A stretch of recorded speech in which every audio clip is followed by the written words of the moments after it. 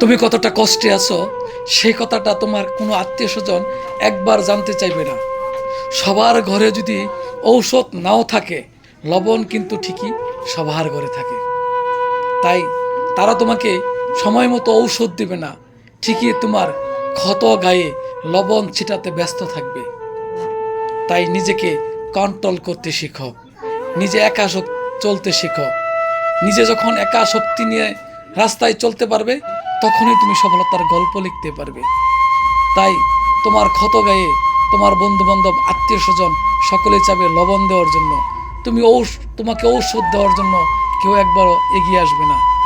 এইটাই বাস্তবতা, এইটাই রিয়েলিটি। তাই এই পৃথিবীতে শক্ত হাতে শক্ত হয়ে নিজেকে কন্ট্রোল করতে শেখো এবং একা পথ চলতে শেখো, সেটাই তোমার জন্য উত্তম।